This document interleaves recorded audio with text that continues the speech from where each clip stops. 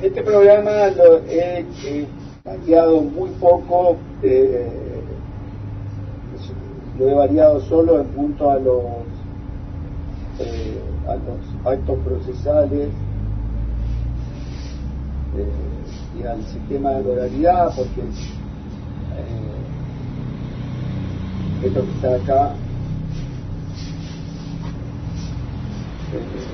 el expediente digital, notificaciones electrónicas y todo lo relativo a la oralidad, porque el Corrientes está ingresando a un sistema procesal civil oral y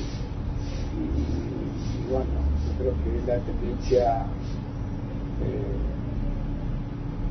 la oralidad, tanto único múltiple, el proceso por audiencia, la audiencia preliminar, la audiencia vista de la causa, la oralidad. Estos son muy pocos temas que lo que buscan es tener actualizado el programa con el nuevo código procesal de Corrientes, el de Chaco, que está también oral y se volvió a la oralidad, y bueno, queda el sistema escrito del Código Misionero y el Código Procesal Civil y Comercial de la Nación. Nosotros vamos a enseñar el Código Procesal Civil y Comercial de la Nación y haciendo referencias al Código Procesal Civil y Comercial de Misiones, que es el que a ustedes les interesa en general. Pero bueno, es deber nuestro enseñar la normativa federal, porque también en las provincias tienen un sistema de justicia federal. Entonces, el alumno tiene el problema propio de nuestra organización federal, que en cada provincia tenemos justicia federal y justicia provincial, y cada justicia tiene un código procesal. La justicia federal tiene su código y en la provincia de Misiones, para la justicia provincial, tiene su propio código, un código nuevo, actual, muy moderno, pero bueno, es diferente en algunos aspectos importantes. Y bueno, tenemos que compatibilizar y enseñar esos dos códigos. ¿Estamos? El programa en general tiene una primera parte que tiene que ver con el programa tiene ejes temáticos. Yo ya lo voy a subir al aula virtual. Estaba esperando esto de cómo se iban a organizar las detenciones.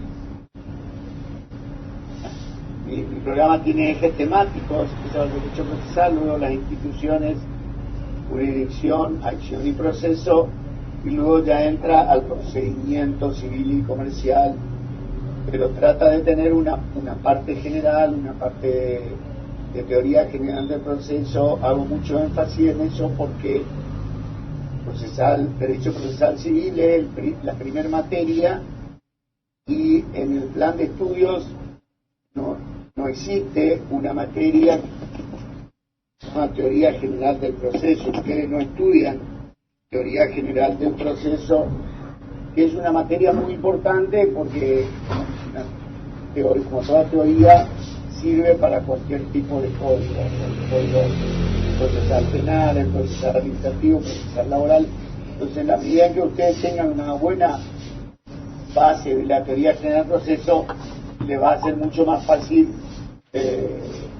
leer un código de procedimiento, porque, repito, todos los códigos se asientan sobre la misma teoría general.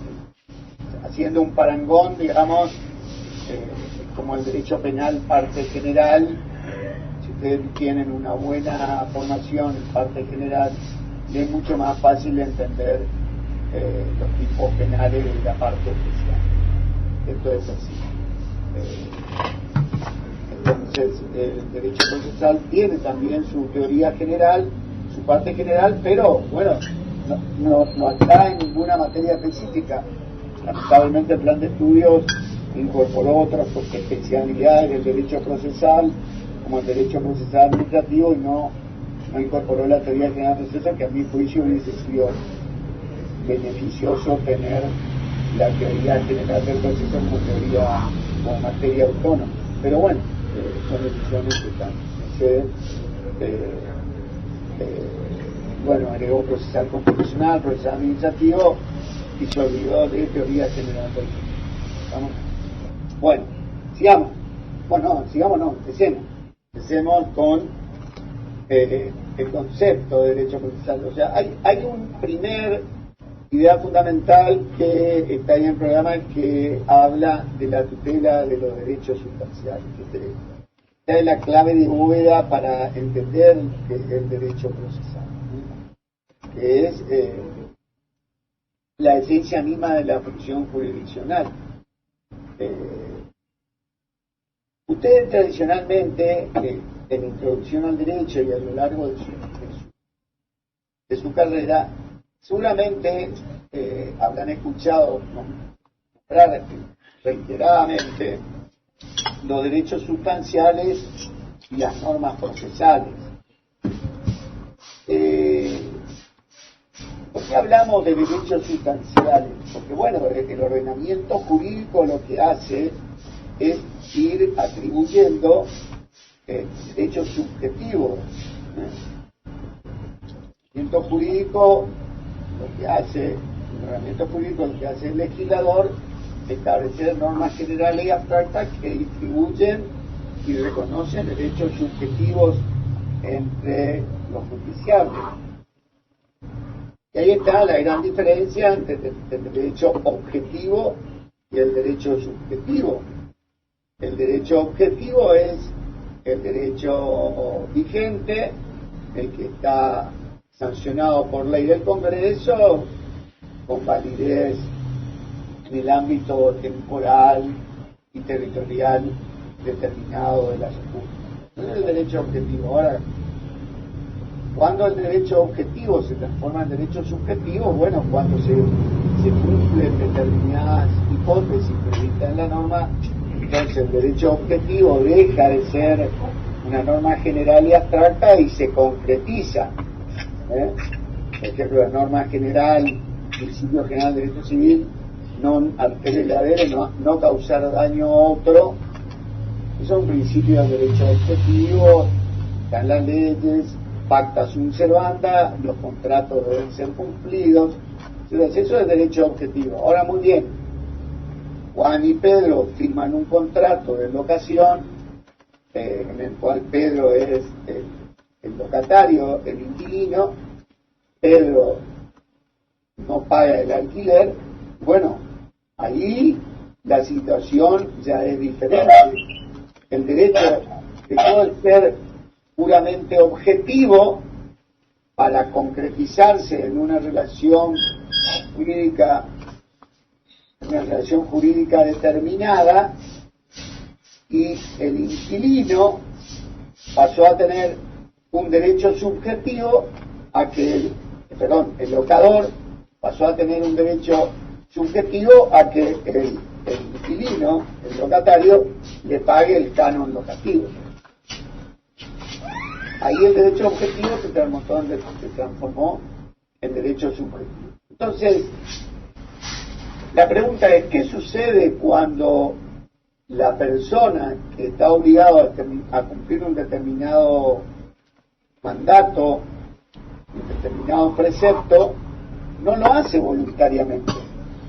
Volviendo al contrato de locación, Juan, el propietario, el locador, Pedro, el inquilino. ¿Qué pasa? Firman el contrato, bueno, le entrega la casa, está viviendo en la casa, y el inquilino, Pedro, que está obligado ya por un contrato, porque firmaron un contrato, no le paga el alquiler. Bueno, ahí nace un derecho subjetivo.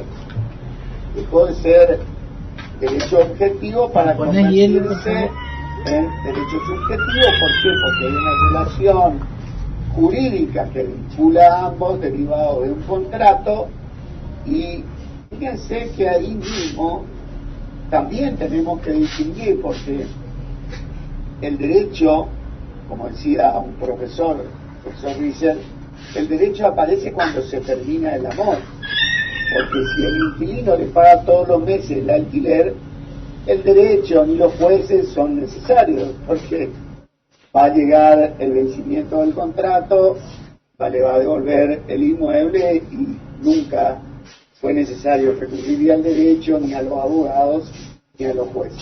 Primero cuando se termina el amor, cuando la persona obligada por el precepto no cumple con la conducta que le impone la ley. A ver, acá le estoy viendo a ver, Ariel, ¿te pusiste la remera? Muy bien, escuchá. ¿Qué pasa si el inquilino no le paga el alquiler al propietario, al locador? El locatario no paga el canon locativo al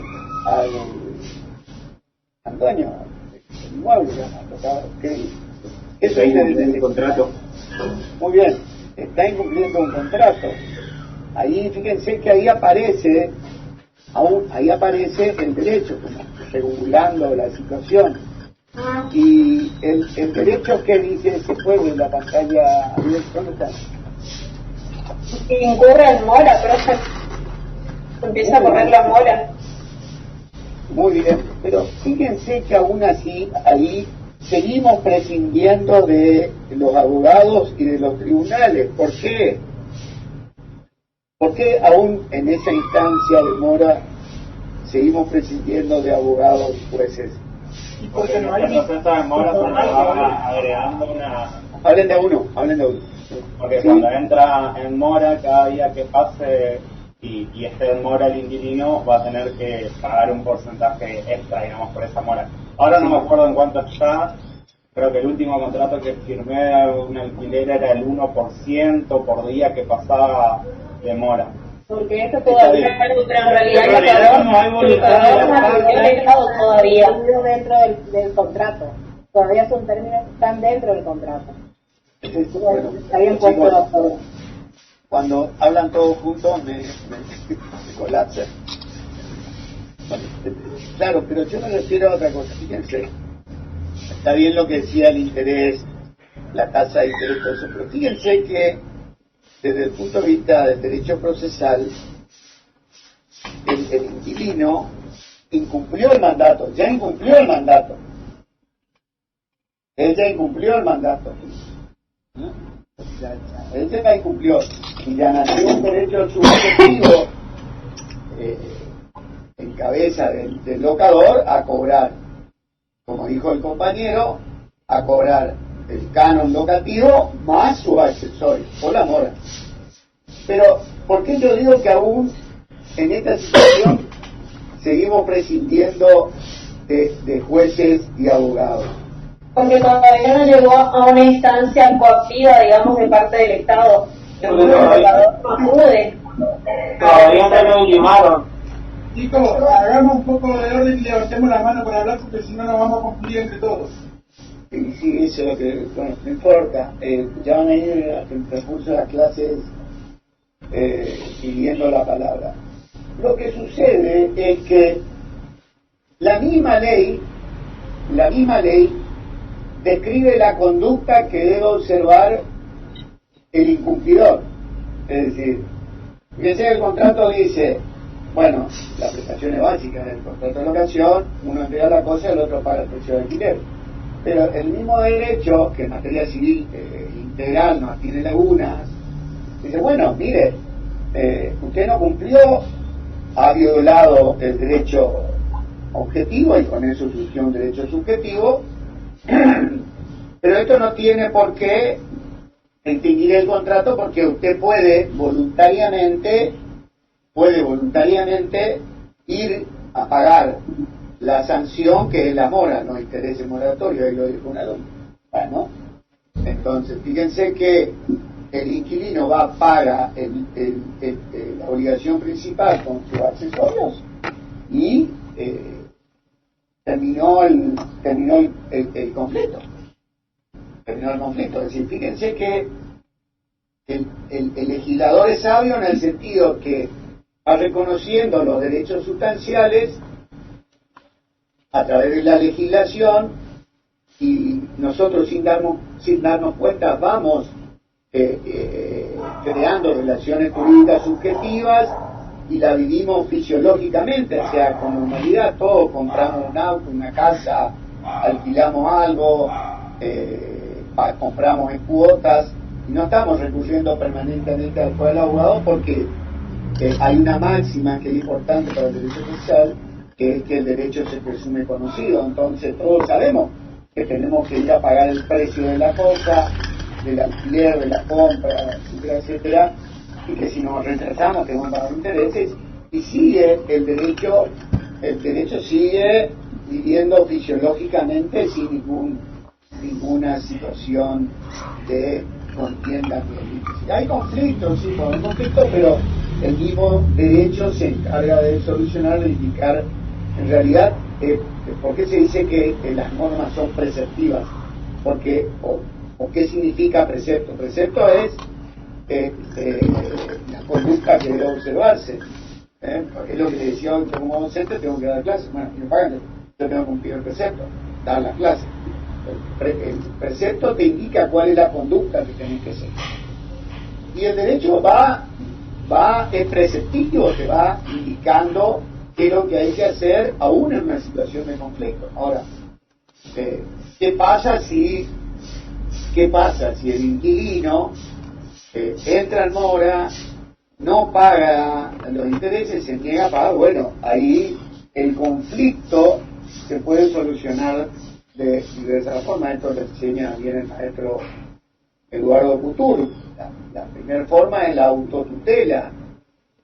Hay un conflicto, bueno, mirá, no me estás pagando el alquiler, tampoco me pagan los intereses. Bueno, autotutela, ¿qué significa? Es la justicia por mano propia, es la autodefensa. Esto como principio está prohibido por la Constitución y las leyes. Nadie puede hacerse justicia por mano propia. La autotutela está prohibida, salvo, como ustedes saben, la defensa de la posesión en el mismo momento que se intenta turbarla, o la legítima defensa en materia penal. Pero en materia civil está prohibida la autotutela. Nadie puede hacerse justicia por mano propia, insisto, salvo la defensa de la posesión. No sé si estudiaron derechos reales. ¿Estudiaron ese punto? Sí, doctor.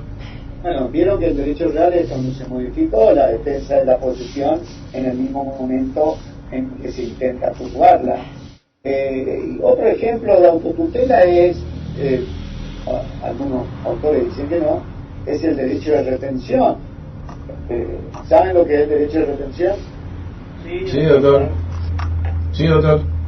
A ver, ¿quién me explica? Diga el nombre primero. Soy... doctor. A ver, Gustavo, ¿por qué es derecho de retención? Le voy a dar con un ejemplo para no caer en la vulgaridad del tecnicismo que no me va a salir. Pero bueno, el claro ejemplo sería el mecánico de auto que arregla un auto y después viene el cliente, ¿no es cierto? Bueno, la cuestión que el cliente le dice, mira, yo no tengo para pagarte ahora, bueno, yo te voy a retener el auto hasta que vos tengas para pagarme, y cuando me pagas, cuando saldas tu deuda, te lo entrego. Claro, es una garantía del crédito cuando la deuda se genera en función de la misma cosa. El típico ejemplo del mecánico que retiene el auto. Eso algunos autores lo entienden como ejemplo de autotutela, otros dicen no, eso es una forma de garantía del crédito, una medida cautelar, pero bueno. De ahí sacaron el término. De ahí se entiende lo que es la autotutela y que eso está prohibido. Entonces, y de hecho, en los tribunales hay muchas causas en las cuales el propietario, el locador, hace justicia por mano propia y va y lo expulsa de la propiedad mano militar y por la fuerza, y en realidad lo que está cometiendo es el delito de usurpación, y el inquilino, aunque moroso, es reincorporado. Obviamente que hoy por hoy los códigos procesales ya prevén medidas cautelares de anticipo, desapoderamiento anticipado del inquilino que no paga, pero ir un día a levantarse y tomar por la fuerza y expulsarlo, no es vía legal y es el típico caso de autotutela prohibida por la ley. La otra forma de resolver el conflicto es la autocomposición, que esto sí está permitido, que son mecanismos de solución de conflictos en los cuales las mismas partes ayudan a una solución. Autocomposición. Autocomposición tiene que ver, significa que ambas partes de manera voluntaria, a través del diálogo, la negociación, cualquier mecanismo alternativo, llegan a un acuerdo. La autocomposición puede llegarse a través de una mediación, a través de un tercero neutral, a través, no un arbitraje, porque cuando hablen apaguen su micrófono, por favor, o cuando hablen no en el aula. Entonces la autocomposición, repito, por ahora, después vamos a avanzar sobre ese tema, refiere a aquellos casos en que las partes llegan a una solución consensuada del conflicto. Las mismas partes, a través del diálogo, la negociación, la mediación de un tercero neutral, solucionan el conflicto. Fíjense que hasta ahora venimos hablando de conflicto, porque el destinatario de la norma no cumplió el precepto, o sea, la conducta a la que estaba obligado.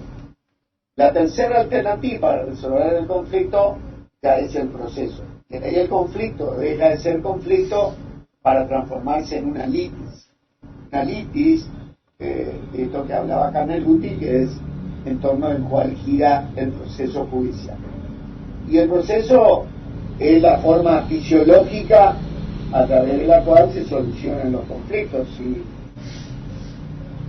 Si alguien entiende que fue violado su derecho subjetivo, no puede ejercer autotutela, y si no puede haber una negociación, una solución consensuada, tiene que iniciar un proceso judicial para solucionar ese conflicto, que deja de ser conflicto para convertirse en una litis judicial.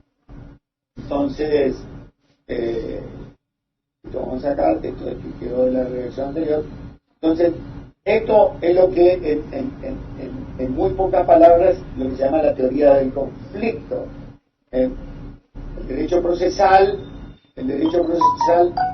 es un instrumento, es una disciplina que viene a complementar la teoría del conflicto. Porque, repito, viene a operar en el momento en que se extingue el amor y el destinatario del precepto no cumplió aquello que está obligado, no hay solución consensuada posible, y bueno, la única solución que queda es acudir a los tribunales. Entonces aparece el derecho procesal. El derecho procesal, primero, ¿es posible dar un concepto de derecho procesal? Sí, es posible dar. Cada autor, sobre todo de la teoría general del proceso, tiene un concepto de derecho procesal que va variando. Ahora, ¿qué es lo importante del concepto de derecho procesal? Depende del manual que lean. Si ustedes leen el manual, hay autores que giran todo el derecho procesal en torno del proceso judicial. Por ejemplo, uno de esos autores es Eduardo J. Couture, que dice que el derecho procesal es la rama del derecho que estudia la naturaleza, desenvolvimiento y eficacia del proceso. Pero esos autores lo que hacen es girar toda la disciplina en torno al proceso. Pero hay otros autores que giran la disciplina en torno del concepto de jurisdicción.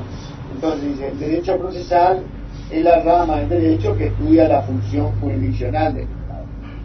Entonces, no es que quiera caer en un relativismo y decir, una tesis nihilista, decir, no es posible conceptualizar al derecho procesal. Sí, es posible dar un concepto de derecho procesal, pese a la multiplicidad de opiniones que cada autor tenga sobre el tema. Lo importante es pensar lo siguiente, como enseña el profesor Eduardo Carlos.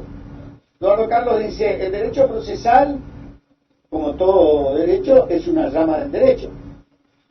Y bueno, esa sería la primera idea. Entonces diríamos que el derecho procesal es la rama del derecho. Autónoma, le haríamos. ¿Por qué? Porque el derecho procesal, como lo veremos en unidades siguientes, es una rama autónoma. Entonces, vamos completando, vamos trabajando el concepto. El derecho procesal es una rama autónoma del derecho, y ahí viene, sí, bueno, es una rama autónoma del derecho. ¿Y qué estudia? Bueno, a mi modo de ver, el derecho procesal lo que estudia es la función jurisdiccional del Estado. La función jurisdiccional, que también vamos a ver en bolillas siguientes en qué consiste la función jurisdiccional. Ahora, ¿se agota en eso? No. El derecho procesal es la rama autónoma del derecho que estudia la función jurisdiccional del Estado y el rol de los sujetos procesales, como el rol de los sujetos, porque estudia la función jurisdiccional del Estado, es decir, cómo trabaja el Estado para resolver los conflictos, pero también estudia las normas que tienen que ver con el desempeño de los sujetos procesales, cómo debe desempeñarse el juez, cómo deben desempeñarse las partes. Entonces, una rama autónoma del derecho que estudia la función jurisdiccional del Estado y el rol de los sujetos procesales. Ahí trasunta el estudio de la jurisdicción, de la acción, del proceso, porque el proceso no es una cosa, no es otra cosa que una relación jurídica entre las partes. Ahora, falta algo a esa definición, porque sí, es la rama autónoma del derecho que estudia la función jurisdiccional del Estado y el rol de las partes en el proceso, pero ¿qué le falta? Le falta lo último, le falta quizá lo más importante. La cosa juzgada, la cosa juzgada. El valor, exactamente. ¿Y por qué estudiamos todo eso? Para resolver los conflictos con autoridad de cosas juzgadas. ¿Sí? Porque los jueces trabajan, los abogados trabajan en un proceso, se desarrolla un proceso, todo para que el juez tome una decisión que en algún momento va a pedir autoridad de cosas juzgadas. Bueno, vamos a avanzar en clase.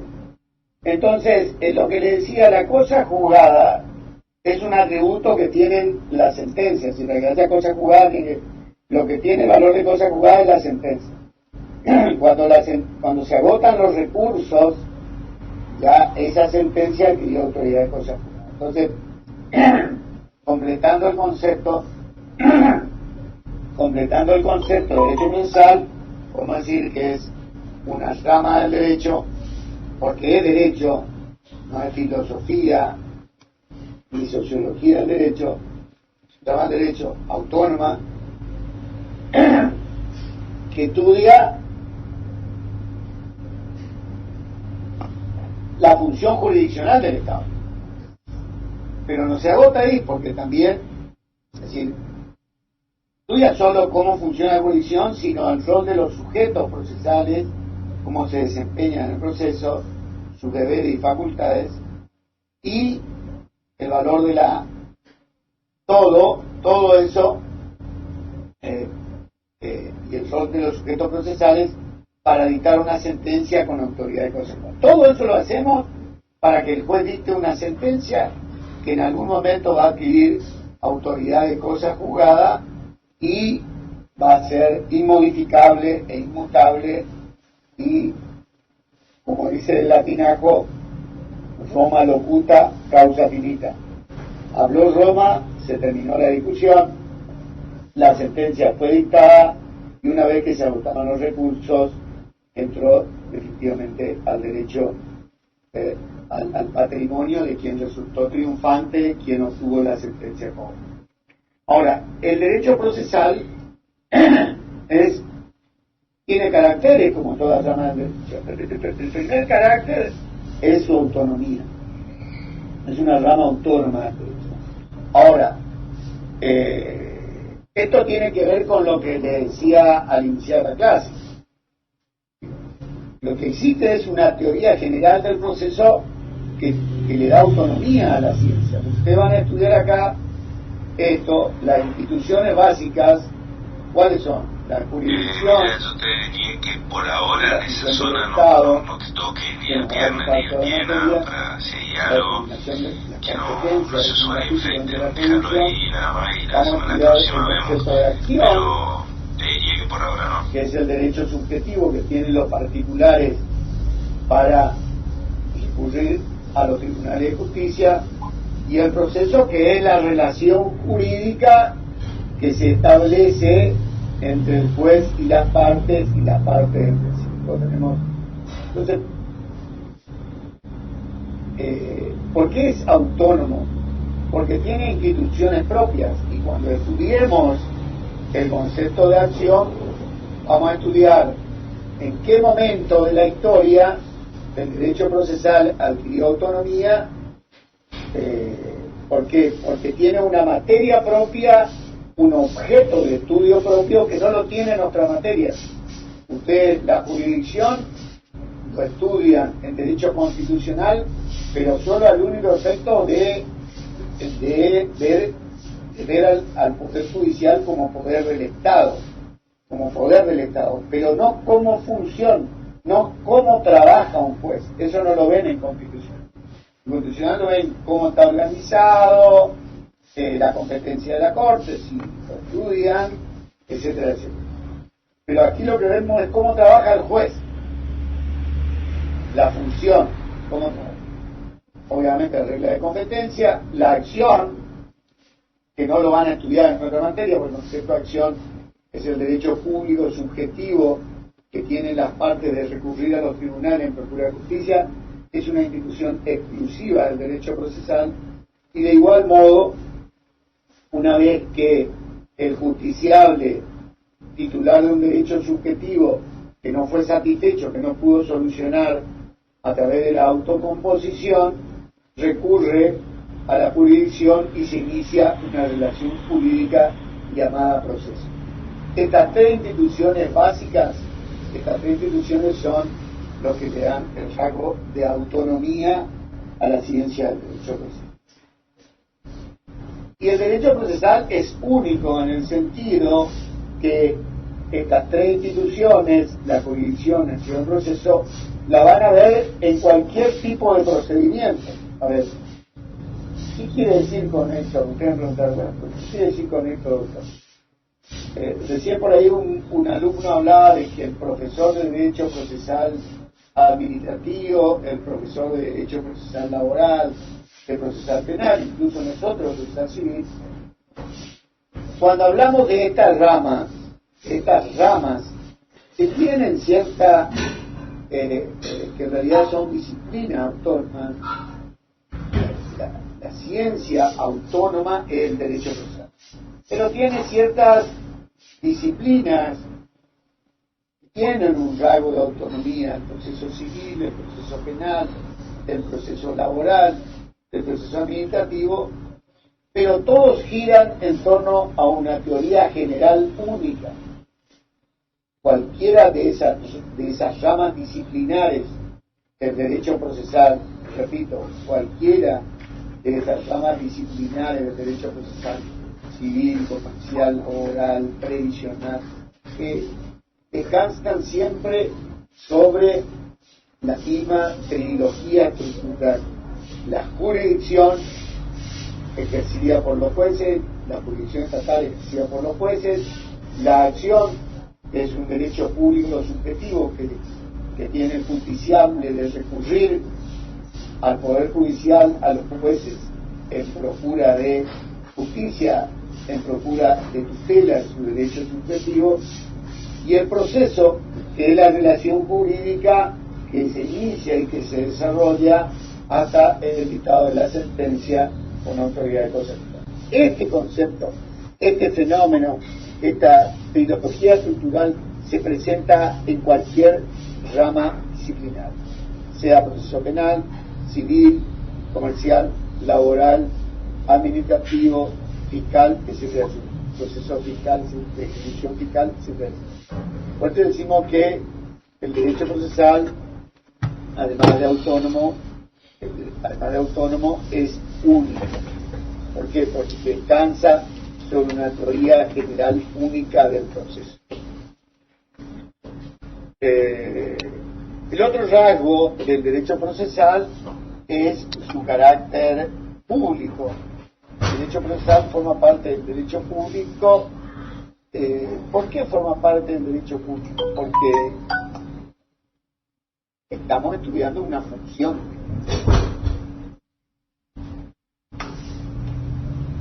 Si bien es posible la autocomposición y las partes entre sí solucionan conflictos, pero la autocomposición es preprocesal, es previa al proceso. Una vez iniciado el proceso,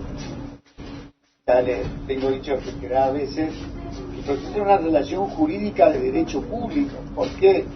Porque la relación jurídica no se establece entre actor y demandado. Es una relación jurídica triangular, que en la parte superior de la figura geométrica del triángulo está el juez, que cumple una función preeminente como director del proceso. Entonces, si en esa relación jurídica que llamamos proceso interviene el juez, que es un funcionario público, más allá del fin público del proceso, que lo vamos a ver que es la vigencia del derecho objetivo y obtener la paz social, más allá de eso, repito, más allá de la finalidad del proceso, que repito, es obtener la vigencia del derecho objetivo y restablecer la paz social, más allá de eso, en esa relación jurídica interviene el funcionario público, que es el juez. Entonces, llegamos a la conclusión que es un derecho público. Es una rama autónoma, el derecho público, y además es un derecho instrumental. Y este es el concepto quizás el más importante y el más difícil de entender. ¿Por qué instrumental? Instrumental en el sentido que el derecho procesal, todo el derecho procesal, gira en torno de la tutela de los derechos sustanciales. No habría derecho procesal en un país ideal donde todos los ciudadanos cumplan con los mandatos, con los preceptos de la ley. No habría. Porque si todos cumplen con la ley, no van a ser necesarios ni los jueces ni los abogados. No van a ser necesarios. Entonces, el proceso no existe, es inconcebible sin que exista un derecho subjetivo violado que tenga que ser restablecido. Si no hay un derecho subjetivo violado, si no hay un conflicto en una litis, no se va a iniciar el proceso. No puede haber un proceso que no tenga como finalidad la tutela del derecho sustancial. Entonces, es un instrumento de la tutela de los derechos, es un instrumento de la tutela de los derechos sustanciales. De ese modo, digamos, a la última parte de nuestro concepto de derecho procesal, que es la sentencia. La sentencia es el instrumento, es el acto procesal más importante, el cual el juez emite un mandato que puede tener diversos contenidos, donde se le reconoce el derecho del actor y le condena al demandado a cumplir aquello que no lo hizo voluntariamente y a lo que está obligado por ley. ¿Por qué ley? Por la ley sustancial. Entonces, toda la relación jurídica de la que he venido hablando, el proceso, el proceso no se si no hay un derecho sustancial satisfecho. Si no hay un caso contencioso, no puede haber ningún tipo de ¿Ahí me escuchan? Ahí sí, doctor. Sí. Es que el cable por ahí le pega un panzazo y se tira. No, le decía que yo a veces como docente me ubico en el zapato del alumno, y estas primeras unidades son muy teóricas y como toda teoría general, no sé si ustedes estudiaron cuántas teorías generales. Unas cuantas. La teoría general del acto jurídico, la teoría general de las nulidades, la teoría de la causa, son construcciones teóricas que no están de más, al contrario, son muy necesarias, repito, para que ustedes entiendan lo que después va a ser un código, porque pasado de esta unidad ustedes después van a entrar a analizar un código, que es el Código Procesal Civil de la Nación o el Código Procesal de Emisión. Y van a encontrar 700, 800 artículos que en general no están redactados por profesores, sino por legisladores, y el buen abogado entiende esa norma más allá de lo literal de la norma. Entonces ustedes van a tener, si tienen una buena formación teórica, van a poder interpretar la norma más allá de la literalidad, ¿no? O sea, van a poder hacer una interpretación mucho más rica que la interpretación literal que pueda hacer cualquier otro abogado. Entonces, conocer la fisiología de las instituciones le da ese plus, ese valor a su formación teórica. Bueno, esos son los caracteres. Son las 7:20, propongo hacer un break para tomar un té con leche. Y luego vamos a tratar de terminar esta unidad 1. Y bueno, y luego veremos a ver qué pasa la semana que viene, si damos